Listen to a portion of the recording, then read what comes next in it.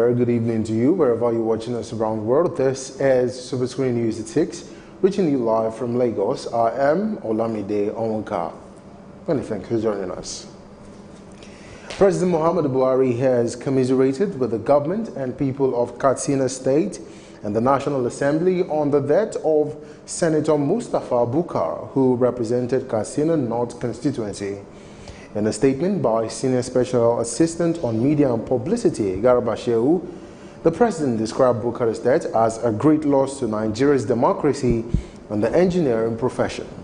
President Buhari also sent condolences to the family members, friends, and professional colleagues of the deceased, who, he noted, distinguished himself as an engineer before vying for political office to serve his people.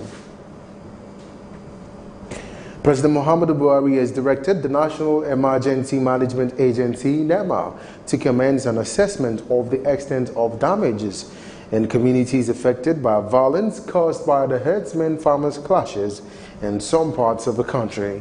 Vice President Yemi Oshibajo, who was represented by Senior Special Assistant on Media and Publicity, Laolu Akande, disclosed this during the inaugural meeting of the recently composed Governing Council of NEMA at the Presidential Villa, Abuja.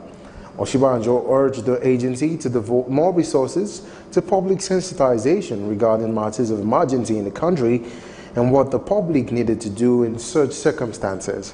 The Vice President added that NEMA should engage stakeholders more to participate in addressing its responsibilities, including the private sector and the civil society organizations in the country. Nigeria will be a nation of pride to its citizens and its glory will be restored. Senior Pastor of Divine Appointment Ministry International, Reverend Ben Eragbai, expressed his optimism at a service organized in Lagos State. As Nigeria continues to battle with her myriads of security and economic challenges, especially with a series of kidnapping of girls from northern parts of the country and the herdsman-farmers crisis that has led to the death of many, some pastors have continued to hope in God for peace to reign in the country. One of such clerics is Reverend Ben Eragbai, who held a service to pray for Nigeria's restoration. This nation as Nigeria, restore us. The same way Jesus rose, let Nigeria rise again. The same way Jesus rose, let Nigeria rise again. Death could not hold him captive. The Roman soldiers could not hold him captive. Even the Jews that were against him could not hold him captive. Father, we are saying, any satanic power that has hijacked this nation, we command their yoke to be broken. Let Nigeria be a nation that we will all be proud of. Let it be a nation that we will all be proud of. A nation that will no longer be a reproach. A nation that will no longer be ashamed to bring out our passports. Help us as a nation. Help us. We have missed it, Lord. Help us. We missed several opportunities. Help us. For all kinds of bloodshed, Lord, have mercy. Help us, Lord. Reverend Ben also encouraged Nigerians not to allow poverty in life, challenging them to rise above every limitation the country presents. The reason for poverty is we allow our brain to go comatose. We allow our brain to just, well, nothing, you put on TV. You begin to watch. If you really need it, TV will go off. Newspaper will go off. Everything goes off. You are thinking, what do I do? How do I do? Where do I go? Which business do I do? What do I do? You are thinking. Praise the Lord. Are you all with me this morning? It makes you to wake up. It makes you to want more. I repeat myself. If you look at this scripture we read, why they were complaining, they now say, why was it not sold and given to the poor? Jesus said, the poor you will have with you always. Prophecy. But me, I will not have poverty. With prayers and encouragement of this nature for Nigeria, it is hope that the country will get better. Adenike Wey Ajiboye, Superscreen News. A federal lawmaker, Shehu Sani, representing Kaduna Central, has dared the ruling All Progressives Congress APC and opposition People's Democratic Party PDP to release their list of saints following the recent naming and shaming alleged looters displayed by both parties. Sani described the party's action as an entertainment to the nation. The federal government, through the Information Minister, Lai Mohammed, had released the list of persons who allegedly looted Nigeria's economy on the PDP's watch, describing the list as just a tip of the iceberg. Mohammed released the list after the ruling party was dared by the PDP to do so, following corruption allegations made by Vice President Yemi Osinbajo against former President Goodluck Jonathan's administration. The People's Democratic Party, PDP, has maintained that despite the looters list released, the federal government has no case against them. The party, in a statement, claimed the federal government only released the alleged looters list in order to divert attention from the faults of its administration, and they also challenged the ruling All Progressives Congress, APC, to name any members of the rebranded PDP convicted for corruption. The party, in a statement which was signed by its National Publicity Secretary, Kola Ologbondinyo, alleged that the essence of the alleged looters list is to cause public misconception and divert international and national discourse away from issues bothering the nation.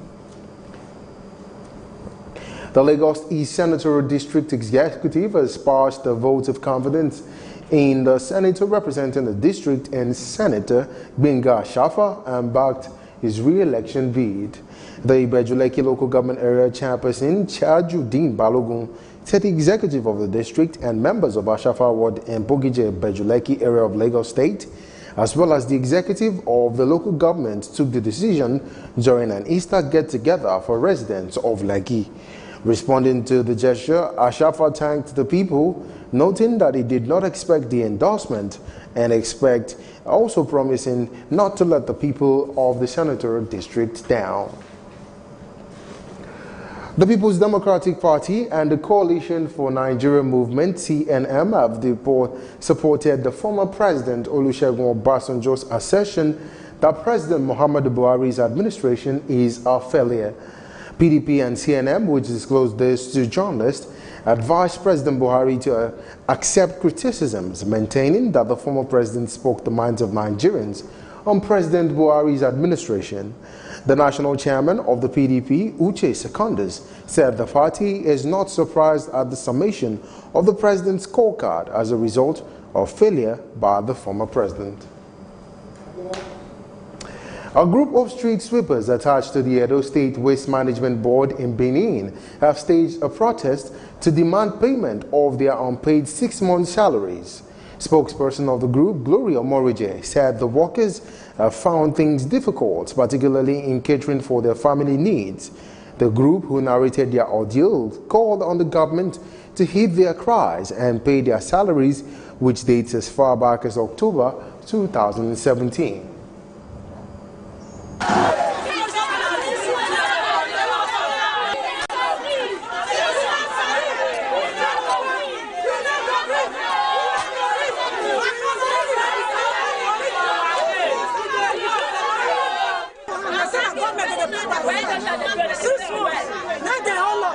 They said they pay us for that 6 months. Now we get draw. They'll say, have patience. I can't reach 6 months now. That 6 months now, they don't want to pay us. We become last 2 weeks now. He begged us for getting, now we go back. We still come today now because he want to see for hard now. We know what our money they grant. The first money when we first sweep now 6 months they don't pay. We'll see start from the 7 months again. Make them pay us now. May God may I beg. When God may pay our money. We did in risk. So we go on robbers will lay us. What about four? Even our co-worker. I'm about rape. You rape one. This says I rape one. About 10 weeks ago, I rape one for those. Because we sleep. He one was in prophecy. We not get us man. So like one night he get that's it now. He proclaimed I say as all this work. Nobody help the woman. I beg government. Maybe our money. The Edo State Governor, Godwin Obaseki, has sacked the Commissioner for Environment and Sustainability, Reginald Okon. Obaseki also approved the retirement of the General Manager of Edo State Waste Management Board, Ayamenkwe Akonofwa. The governor, in a statement signed by the Secretary to the State Government, Osarodion Oje, ordered the redeployment of the Permanent Secretary in the Ministry, R.E. Obahegu. Obaseki urged the disengaged officials to hand over their duties to most of the government officials in their offices with immediate effect. A member of the House of Representatives, Mutiu Shadimu, has charged youths in Oshodi Solo local government area to be independent by using their skills to create employment for themselves.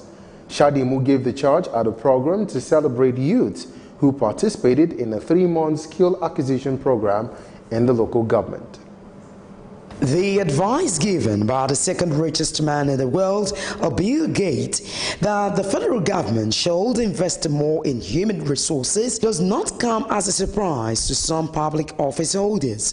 For this House of Representative member, Mutiu Shadimu, representing Oshodi Solo Constituency 1, he believes investing in human capital is a panacea for growth and national development.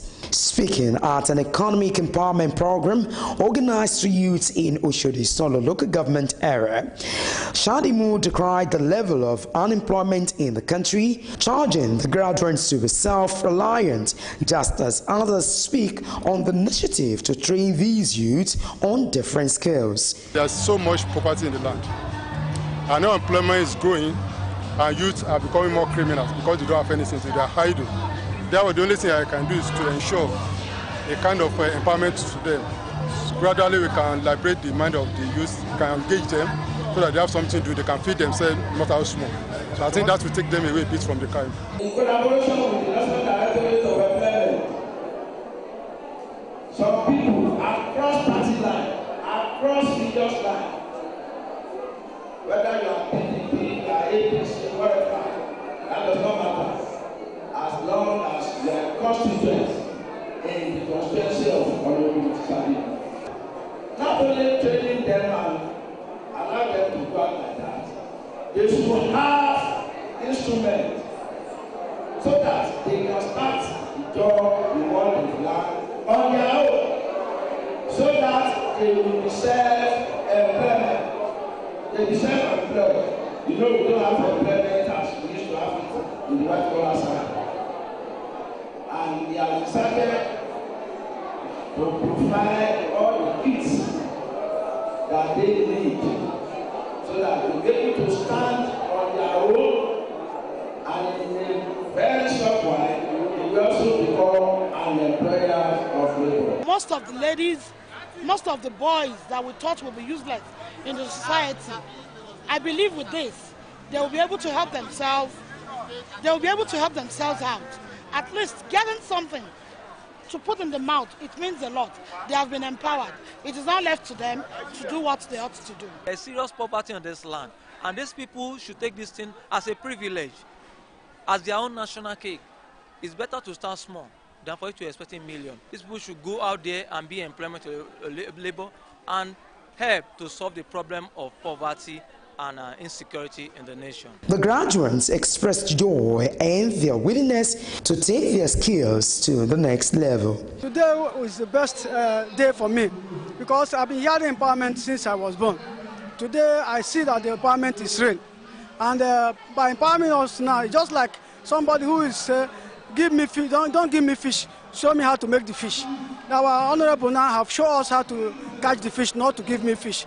By doing this thing today, I was so happy because now I can be able to do something that will help my family and help other people. In more than 3 months, we've been learning this training. So he gave us kits, makeups is there. We've done up to like 3 or 4 seminars, and it's okay. My advice for youths like myself is that whenever they see an opportunity like this, they should not shy away from it. They should key themselves into it because it's going to enable them to overcome the challenge of unemployment. Worthy of note is that the training is organized in conjunction with the National Directorate of Employment. With trainings like these, expectations are high that Nigeria is on its way to eradicating poverty. The Nigerian Police Force says it will arraign Senator representing Kogi West Senatorial District Dino Melai and the 4 suspects rearrested for alleged conspiracy and unlawful possession of prohibited firearms at the Federal High Court in Lokoja on May the 10th. ACP Jimo Moshood, who said this while parading the rearrested suspects in Kogi State, also confirmed that 2 of the suspects are still at large. The police PRO also gave information on how the suspects were rearrested by men of the Nigerian police force. The 2 principal suspects, that's Kabiru Saidu and Nuhu Salisu, they are going to be arraigned in court on 10th of May 2018, along with Senator Dino Melai and Mohamed Audu, for which the Federal High Court Lokoja have issued a criminal summons for them to appear on that date. I want to equally say that the Nigerian Police Force wrote to the Senate President on the 2nd of March 2018, asking the Senate President to impress it on Senator Dino Melai the need for him to appear before the Commissioner of Police, Kogi State Police Command, on the 7th of March 2018. But up till now, as you speak, the senator has refused to show up. When the case came up on the 16th of March 2018, the court issued a criminal summons on Senator Dino Melai to appear in court on the 28th of March 2018. And it was on this day that these 2 principal suspects had allegedly escaped from lawful custody. And the court adjourned the matter to the 10th of May 2018.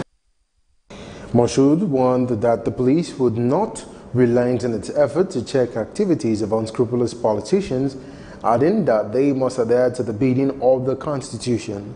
He commended members of the public for giving information to the police, which led to the rearrest of the suspect. You will recall that Senator Melai had given a 48-hour ultimatum to the Inspector General of Police to produce the escaped prisoners or risk being sued.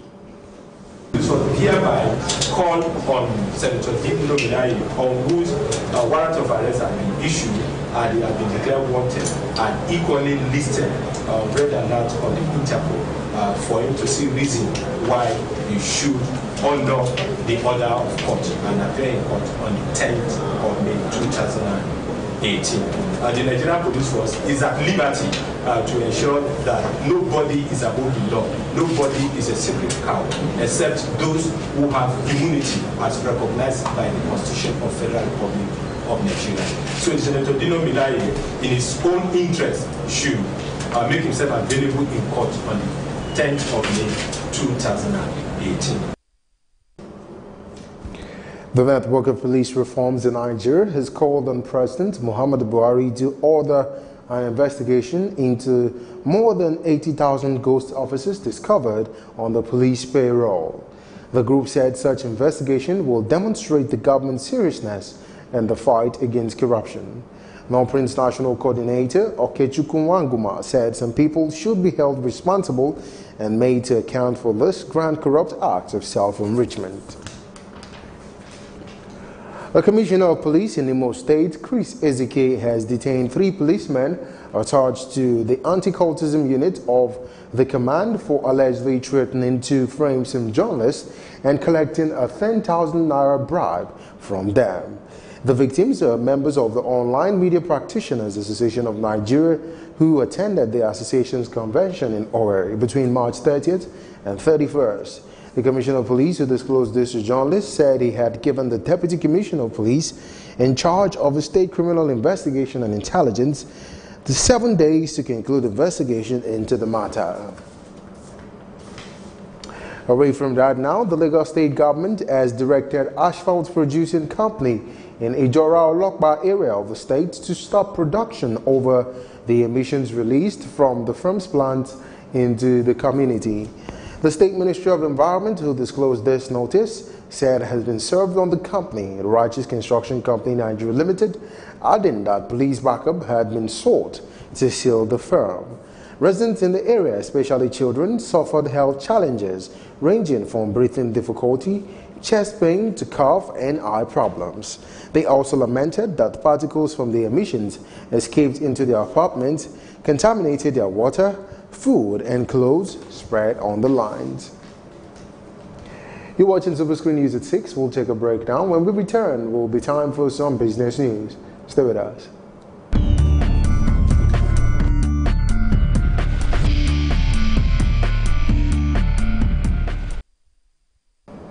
Welcome back, and now for some business stories. The Minister of State for Petroleum Resources, Ibe Kachiku, has inaugurated Oando PLC's new office space called the Wings Office Complex in Lagos State.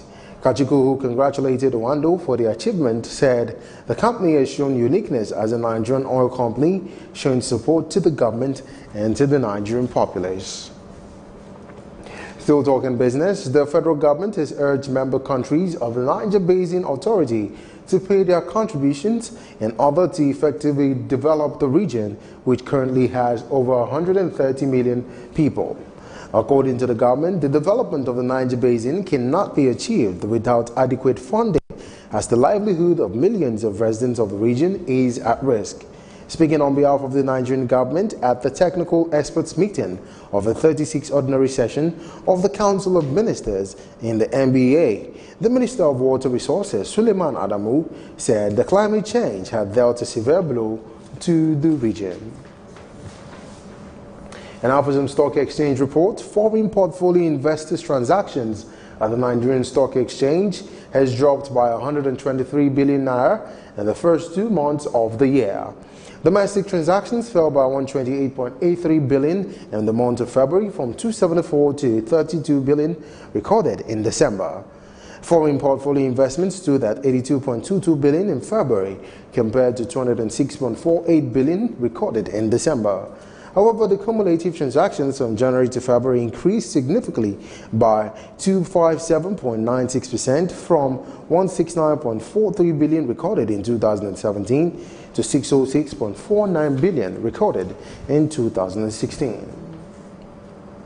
Still talking business, the Chartered Institute of Forensic and Investigative Auditors have called on the federal government to raise the audit standards in the country so as to curb the high level of fraud in the country's financial system. The president of the institute, Victoria Enakwe, who disclosed this in Abuja, said the move would inspire public confidence in the Nigerian financial system. Enakwe said in view of the rising cases of fraud and corrupt practices in the country, raising the audit standards would engender integrity, objectivity, and trust in the accounting and financial reporting process. You're watching Superscreen News at 6. We'll take a break now. When we return, we'll time for some foreign news and sports stars. Stay with us.